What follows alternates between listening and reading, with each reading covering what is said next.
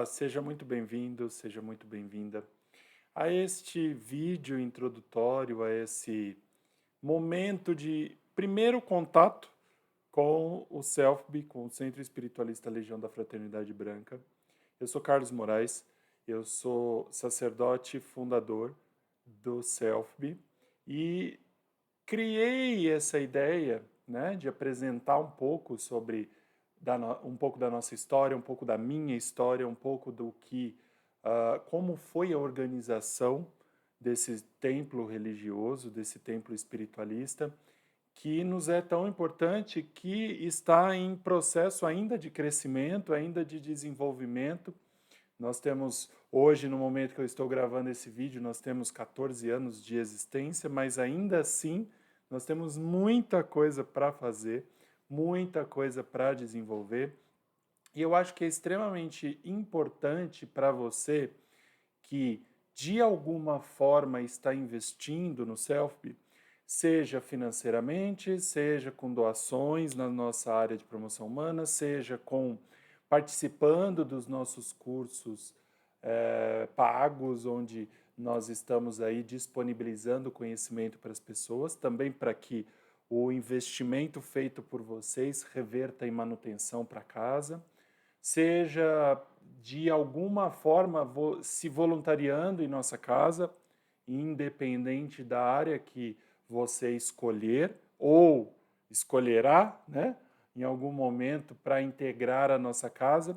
E eu acho muito justo, né, dentro daquilo que eu prego, dentro daquilo que eu acredito e daquilo que eu sei, é muito justo da minha parte como presidente da casa atualmente, sacerdote da casa, expor para você um pouco da nossa história, um pouco do nosso projeto, um pouco do que é a nossa casa, para que você reconheça os princípios e valores tão importantes para nós, por que eles existem, como eles foram materializados, como eles foram organizados e como que a casa hoje trabalha, para que essa conjunção de fatores esteja extremamente claro para você e você tenha certeza de que esses princípios e valores, essas condições, essas normas e regras, esses princípios básicos de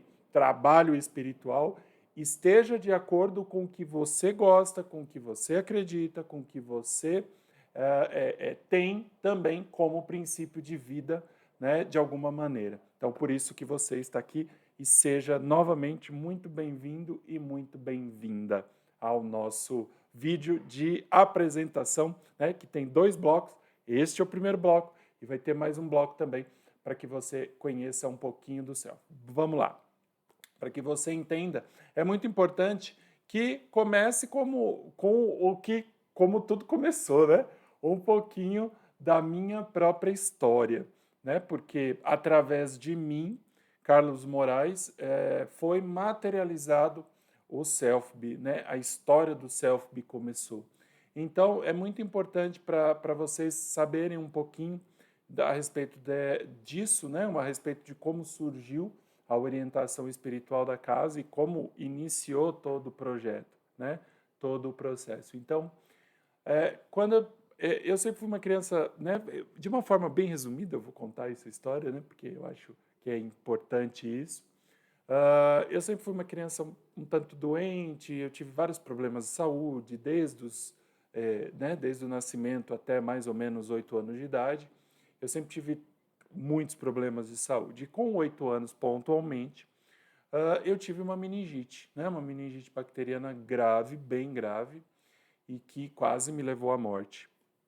E aí, num determinado momento, durante esse processo, no pior momento do processo, eu fui internado, né? E onde os médicos já tinham desenganado e tudo, foram me dando medicamentos, foram me dando uma série de remédios que não surtiam nenhum efeito.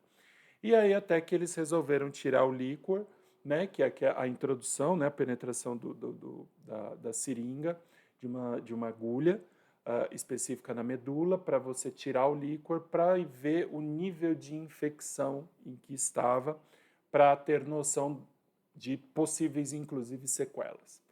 E aí, nessa situação, quando eu estava na maca, e eu tenho lembrança disso, né, é claro, quando eu estava na maca ali com o médico anestesista, porque costuma ser um anestesista que faz esse tipo de processo, os dois enfermeiros, o meu pai estava na porta, assim, da sala, quando eles me empurraram para frente, porque a coluna vertebral precisa ficar bem aparente, né, eu estava sem camisa, na posição de lótus ali, ele introduziu. Quando ele introduziu a agulha, eu desdobrei, eu saí do corpo, né, num processo natural de desdobramento, eu saí do corpo e fiquei levitando, né, mais ou menos 1,5 metros do chão, com o espírito segurando o meu ombro, né?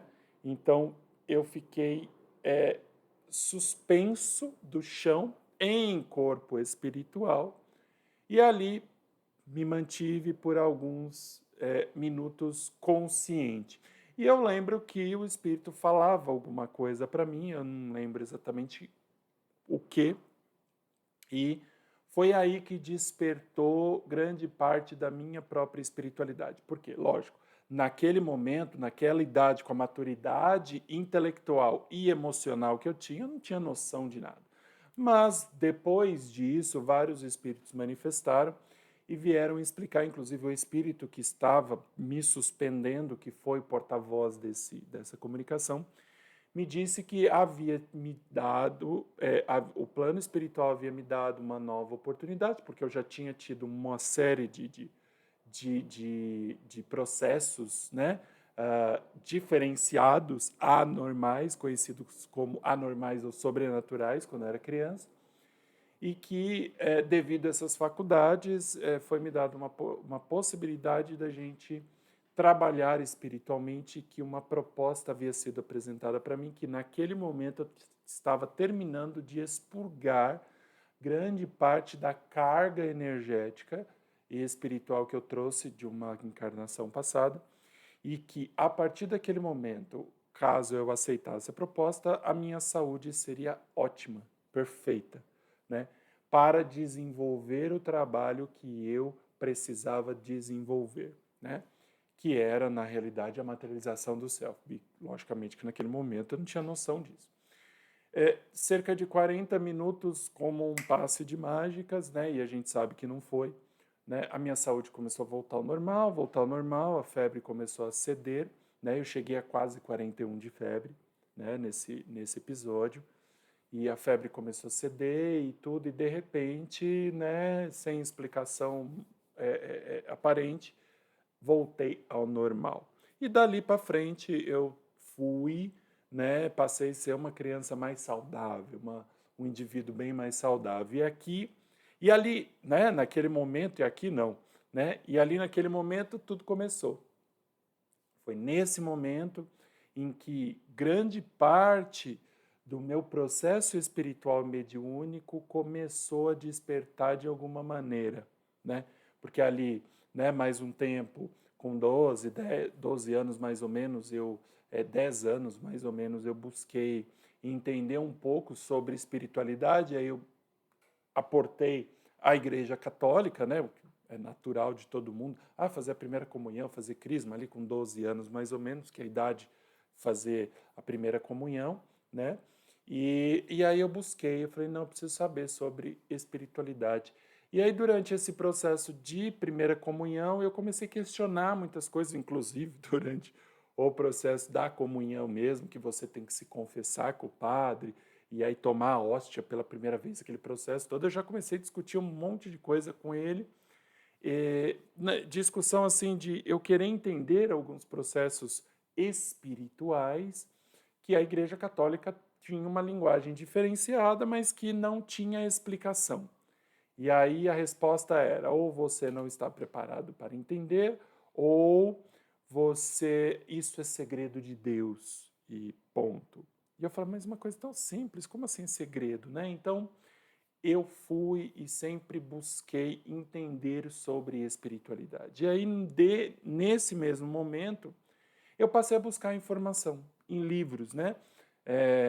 Eu sou da era não Google, né? Google é agora, mas na minha era, né, com 12, 13 anos, não tinha internet, não existia internet, né, e a busca era por livros.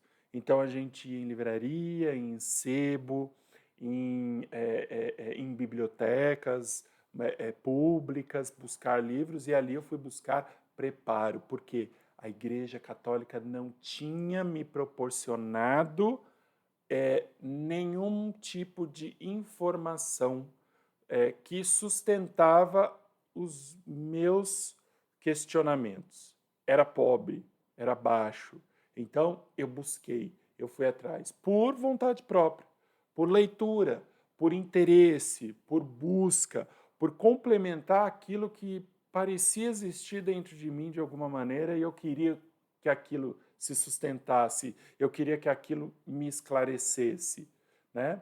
Qual é a minha origem, o que tem a ver essa questão de espírito, porque a gente já tinha ouvido falar Espírito Santo, né? Mas qual é a origem desse espírito, né? O que que isso significa, o mundo espiritual? E aí foi nesse momento, inclusive, que despertou tanto, que minha mãe já estava aportando para o espiritismo, e em cima da mesa daqui de casa eu vi um livro chamado O Livro dos Espíritos, e aí, quando eu vi o livro dos Espíritos, eu achei o máximo. Achei o top dos tops. E quando eu abri assim, folheei, que eu vi que era um livro de perguntas e respostas, falei, pronto, perfeito.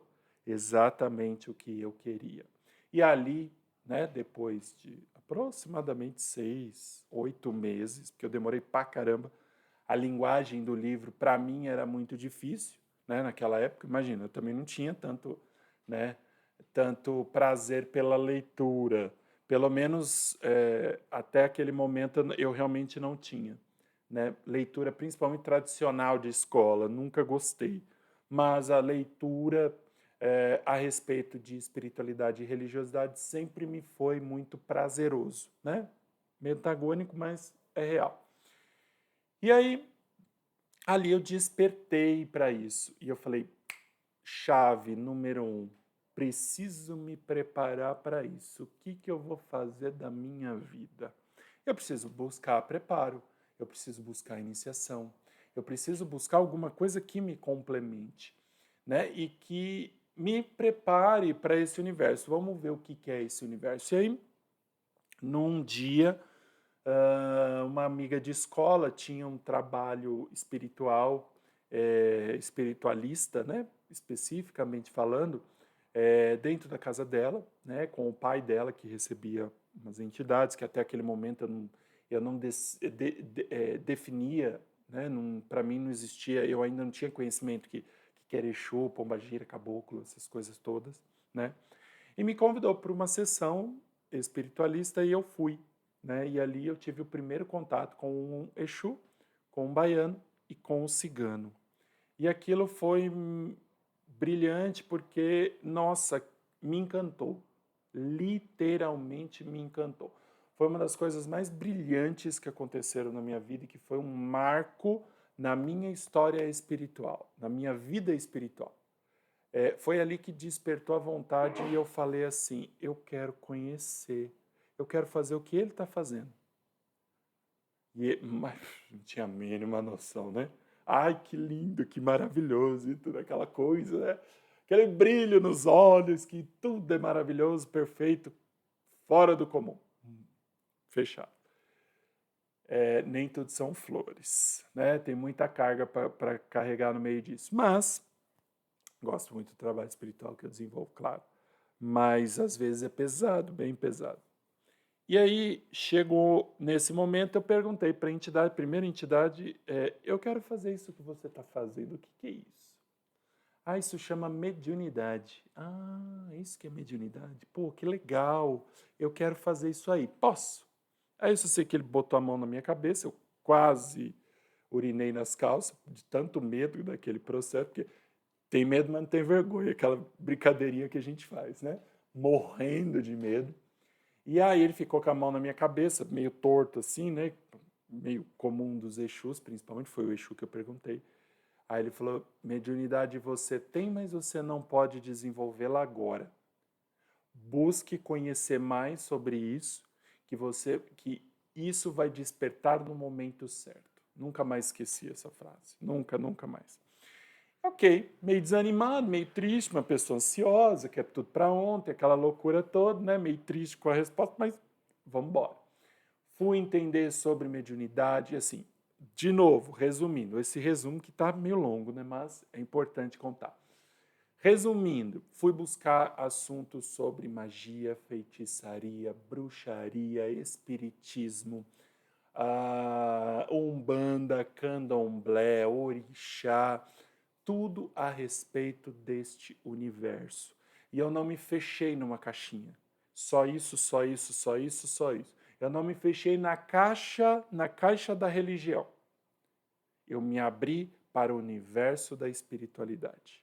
Foi um ponto muito importante da minha vida, da minha parte do departamento espiritual da minha vida.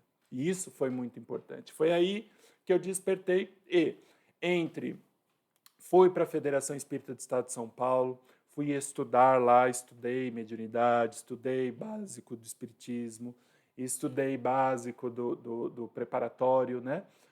Estudei tudo isso, processo de desenvolvimento mediúnico, coisas do tipo. Em contrapartida, fui orientado num determinado momento, porque aí, de repente, eu comecei a ter algumas manifestações espirituais, isso já contava com 17, 18 anos. Eu já comecei a ter algumas manifestações espirituais repentinas, né? E aí, durante esse processo, que foi bem complicado, né? Porque os espíritos, né? De repente, acontece, porque eu já estava em processo de desenvolvimento para o nascimento do self. Então, assim, desperta, nasce espiritualmente para você reconhecer os seus valores, para você reconhecer suas ferramentas e assim, ó, despertar outra coisa que está guardadinho lá. Então, nesse processo, eu fui, né, desenvolver também por orientação espiritual, que uma das minhas entidades me orientou a ir num terreiro específico para desenvolver a minha mediunidade de uma forma diferente do que era na federação, porque lá eles não aceitavam a manifestação espiritual da forma que a minha mediunidade manifestava, né? E manifesta até hoje. Então, você precisa de um desenvolvimento diferente, vá neste terreiro, em tal lugar, e vá lá. Então, fui para o processo de desenvolvimento. E o Carlos continuou loucamente estudando. Estudando.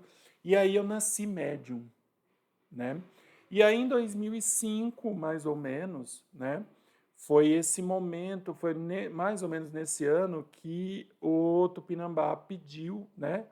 Que aí, imagina, eu já desenvolvi, já nasci espiritualmente. Ok, então ocorreu. Ali naquele momento, e aqui eu gosto sempre de abrir um parênteses para as pessoas falar assim, eu nasci pronto. Ninguém nasce pronto, tá? A gente precisa se preparar. Então, nós nascemos com uma ferramenta específica que precisa ser trabalhada, moldada, melhorada, lapidada, né? E ninguém nasce totalmente pronto. Não existe isso. Não existe, tá? Se alguém um dia disser isso, ela está totalmente equivocada, né? Então, esse é um ponto muito importante. E aí, nesse período, né, de manifestação, o Tupinambá pediu para começar a chamar, convidar pessoas para uma organização, para um trabalho específico. Ele queria ensinar as pessoas algumas coisas. E ele queria reunir pessoas para um trabalho espiritual. E ali, em 2005, começou a nossa saga, assim, a nossa principal riqueza, porque a gente não percebeu que ele estava preparando a gente para a abertura do self. A gente não percebeu, né? E aí eu fiquei assim, nossa, mas como assim? O que nós vamos fazer, né? Com isso tudo. Aí ele começou a trabalhar e compra uma maca, traz essa planta, pega isso aqui, usa isso aqui, compra isso aqui, faz aqui, isso aqui, compra isso, faz aquilo. um monte de coisa fora os estudos que ele foi pedindo para que eu preparasse, porque eu já tinha bastante conhecimento, né? Eu era um livro ambulante, né? E imagina, comecei a estudar com 12 anos, né? E aí tudo isso acontecendo, blá, blá, blá, aquela loucura. E nestes 2 anos, de 2005 a 2007, os nossos trabalhos os nossos encontros eram semanais. E aí, à noite, após o trabalho, eu acabava ficando extremamente agitado e o Tupinambá pedia para eu escrever coisas aleatórias, assim, né? Então, aquela loucura. E aí eu falei, nossa, mas isso parece um manual de instrução de coisas, né? E, bom, acho que é um manual de instrução do que está acontecendo lá, né, no trabalho. E assim começa a surgir as orientações espirituais que eu não imaginava que eram centro. Imaginei que essas orientações eram nuas e cruas sobre o trabalho que estava acontecendo. Precisava de preparo, precisava de instruções, de normas, de regras para que as coisas funcionassem bem. Putz, e agora? O que é isso? E aí escreve 2 anos, 2 anos. Aí até que, na época lá, né, em 2007, né, que é o que eu conto de o tempo que a gente inaugurou realmente o centro, né? Mas para mim o centro começou em 2000, lá em 2000, quando eu tinha 8 anos de idade, né? Lá em 89 mais ou menos. Para mim é isso que conta, porque o que aconteceu, né?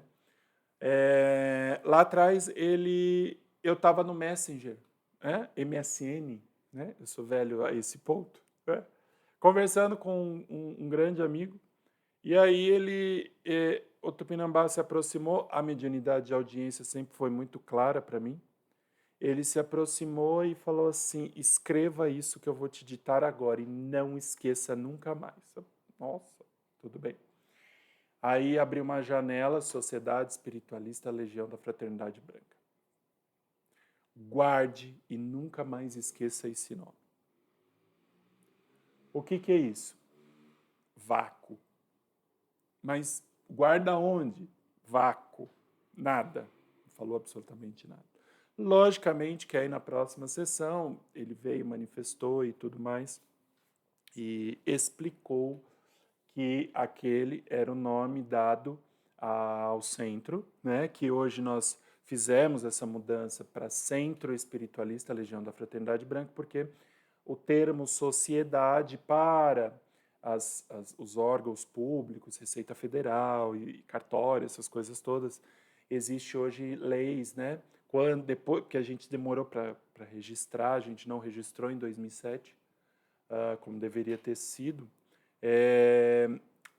No momento de registro, lá em 2000 e alguma coisinha, mudou, né, a legislação e não poderia mais templos religiosos ter essa nomenclatura, sociedade. Beleza, vamos mudar para centro, tá tudo bem, mudou e isso não vai mudar nada. E ali eu descobri, né? E foi naquele momento que primeiro ele passou todas as instruções, depois ele deu o nome. Eu descobri que ele estava nos utilizando, e o grupo todo, para desenvolver o que ele queria que nós soubéssemos, a materialização do Self-Be na Terra, né? E aí eu fiquei me perguntando, nossa, por que a materialização de mais um centro, né? Mais um espaço espiritualista, né? E aí ficou uma dúvida na minha cabeça que ao longo do tempo ela foi sendo sanada. Ela foi sendo sanada de uma forma muito sutil pelos espíritos e principalmente porque nessa época o Tupinambá assumiu muito a direção do trabalho e das orientações, das diretrizes. Lógico que as diretrizes é um conjunto de espíritos, tá? Isso precisa ficar muito claro. Mas a orientação assim sempre partiu dele, né? Ele sempre com carinho, com a naturalidade dele, assim, foi brilhante em trazer essa informação para a gente. E aí foi nesse momento que ele veio explicar que ele queria, né, e que era muito importante que fosse um centro espiritualista, não centro de umbanda tal, centro espírita tal, não sei o que, núcleo espírita tal, porque a proposta de materializar o Selfie na Terra era que houvesse uma mente, uma organização religiosa que não tivesse uma determinação religiosa. Olha que loucura, né? Por isso o termo espiritualista, porque isso daria liberdade para que houvesse qualquer prática, desde que houvesse preparo, desde que houvesse seriedade, desde que houvesse conhecimento por parte dos trabalhadores, dos médiuns e dos seus voluntários, sobre uma determinada linha de pensamento ou de trabalho. Nós não precisaríamos nos limitar a dogmas religiosos que muitas vezes impedem o livre pensamento, impedem a livre ação espiritual, porque a espiritualidade é diferente de religiosidade. E ele queria, por mais que nós praticássemos religiões e formas de religiões dentro do self-be, ainda assim nós fôssemos espiritualistas. E não fôssemos espíritas, não fôssemos umbandistas, não fôssemos candomblicistas, não precisa. Podemos cultuar o orixá, podemos falar de Umbanda, podemos falar do Zélio, podemos falar do Mate Silva, podemos falar de Kardec, podemos e utilizamos Kardec como base de estudo mediúnico, podemos. Podemos falar de Hermes Trismegistus, de magia antiga, podemos falar dos egípcios, podemos falar de oráculos antigos, podemos falar de Madame Lenormand, podemos falar de tudo. Por quê? Nós não temos uma definição específica que nos leva a essa direção, né? E por que o self foi materializado? Para a gente praticar a espiritualidade de forma livre, porém consciente e com responsabilidade. Essa é a principal proposta que nós temos como self. Então, foi por isso que o self foi materializado e é por isso que ele está aqui, né? Então, dentro desse aspecto da casa, é muito importante que, tudo bem, pode-se fazer tudo. E agora? Vamos dividir em quê? Áreas, atividades, estruturas. Vamos organizar. Porque, uma casa que faz de tudo, vai e se pensa o seguinte, quem faz um pouco, e eu mesmo, eu, Carlos, uso essa frase, quem faz muito de tudo não faz bem de nada. Eu mesmo uso essa frase. Então, precisamos o quê? Organizar o pensamento dos espíritos, as orientações que recebemos dos espíritos e organizar a casa com departamentos, áreas, núcleos, para que a gente possa entender esse aspecto. Então, primeiro, vamos expressar a casa. Vamos. Que imagem ela vai ter? Que simbologia ela vai ter? Porque é um templo espiritualista, ok? Engloba tudo, muito bem. Tupinambá, ajuda aí, fofo. Vamos materializar. 3 árvores juntas, um triângulo já é o suficiente. 3 árvores representando seres humanos, pessoas, com uma copa grande, demonstrando vários pensamentos e, logicamente, que esse logo ele é novo, né? Ele nasceu com um logo verdinho, bonitinho, em cima, com folhinhas só verdinhas. Depois que ele ficou colorido, que nós fomos modificando e melhorando os aspectos. Triângulo fluídico básico da Umbanda. Caboclos, pretos velhos e crianças. Força, humildade e pureza. As 3 bases extremamente importantes para o espiritual, para o mundo espiritual, para a prática espiritual, para a prática mediúnica. Sem isso a gente não sai em lugar nenhum. Triângulo. Dentro do triângulo, 3 árvores que representam pessoas, que representam núcleos, que representam grandes áreas. Primeira árvore, área espiritual. Segunda árvore, área de ensino e formação. Terceira árvore, área de promoção humana. Os três pilares do Selfie: espiritual, ensino e promoção humana. Para que cada uma dessas áreas, as três cabeças, como a imagem está sendo mostrada aqui para você, essas três cabeças expandam as linhas dos orixás, que são as folhinhas coloridas, todas as vibrações de todos os orixás sobre as cabeças de todas as pessoas, para que a gente possa compartilhar a diversidade, por isso colorido. Ninguém chega a lugar nenhum sendo quadrado. Inclusive, a roda foi inventada por isso, né? Porque o quadrado era difícil de se locomover com agilidade e rapidez. A locomoção gera movimento, o movimento gera evolução. Quadrado eu fico travado, é difícil a locomoção, eu não saio do lugar. Então, colorido, todos os orixás, todas as vibrações, todas as forças da natureza, em comunhão do espírito, do ensino e da promoção humana. Esta é a base central, a estrutura central do Selfie. E o que eu vou fazer com cada uma das áreas? A área espiritual é fácil, é só incorporar e dar consulta. A área de ensino junta 3 cursos de mediunidade e preparo assim, e iniciação, tá tudo certo também. E promoção humana, vamos fazer um bazar e tá tudo bem. Tudo bem. Não. Não é só isso. Cada área se desenvolveu vários aspectos e aí fomos dividindo também. Então, a área espiritual conta com como nasceu, orientação e consulta espiritual normalmente.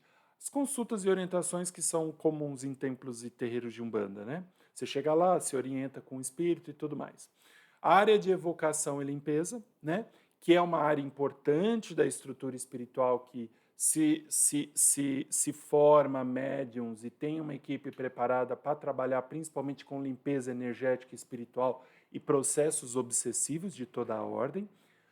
O núcleo de curas e cirurgias, que foi um dos grandes aprendizados que o Tupinambá nos trouxe logo no início do trabalho, que foi, acho que o trabalho que ele começou praticamente, né? Nos orientando sobre como seriam as cirurgias e curas espirituais. O diálogo com a consciência vem depois com o Ramiro, o Caboclo Pena Branca e o baiano, seu Zé Coquinho, trazendo um pouco sobre que nós precisávamos trazer palestras, orientações, exposições específicas com temas correlatos a respeito de consciência humana, de comportamento, de ajustes de comportamentos para que a pessoa, durante o processo de tratamento espiritual, ela dispersasse para a nova consciência, que a mente consciente dela se abrisse para o novo, para que ela não voltasse a adoecer. E aí o diálogo com a consciência, ela vem com essa proposta de, olha, você precisa despertar, cara, senão você vai continuar sofrendo pro resto da vida, né? E uma área ainda que não saiu do papel, né? Que é a área de apometria antigoécia, que é algo que precisa de bastante conhecimento, bastante preparo e tudo mais, que também está na área espiritual, mas que ainda não foi materializada, para você entender como que a gente está só começando, né? E você se envolvendo de alguma forma com o centro, né, com o Selfie, seja em curso, de novo, seja em curso, seja na área de promoção humana, seja na área de trabalho espiritual, seja um voluntariado, seja em qualquer forma, você compra essa ideia. Você ajuda a materializar essa ideia. Logicamente, com responsabilidade, com pontualidade, com uma maneira de construir tudo que nós precisamos trabalhar, que é a evolução espiritual. Nossa, como base. Terminamos a primeira árvore, vamos para a segunda árvore, a área de ensino e de formação. E aqui os espíritos nos orientaram a ter vários núcleos de ensino dentro da área. em que cada um desses núcleos pudesse falar e formar médiums, formar oraculistas, formar pessoas a respeito de diversos assuntos. Então a gente tem um núcleo exclusivo para médiums, por exemplo, que é o núcleo de formação iniciática, né? Onde o médium passa por 7 anos de estudos e aprendizados específicos, de trabalhos e atuação específica, principalmente para o nosso espaço, o nosso centro, né? E que fala de magia, fala de orixá, fala de mediunidade, fala de aspectos muito trabalhosos, né, durante o processo de trabalho espiritual. Núcleo de mediunidade de cura, então tudo aquilo que está relacionado à cura e cirurgia espiritual.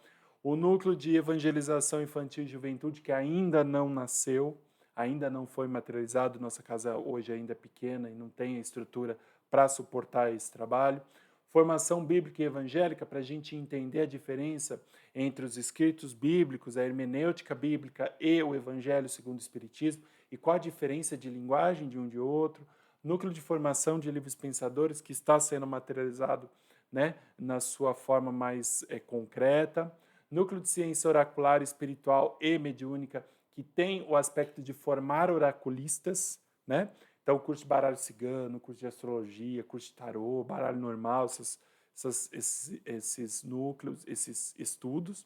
E o núcleo de magia, mediunidade e apometria, que nós carinhosamente chamamos de MMA, que também está sendo estruturado e que em breve também chegará, né, e será disponibilizado para as pessoas poderem estudar. E a terceira árvore, né, que é a área de promoção humana, que é o departamento de alfabetização, o departamento de profissionalização e o departamento de apoio humano, que tem a ver muito com com as marmitas, com roupas, né, com cobertores que a gente vai fazendo entregas para o pessoal e tudo mais, né?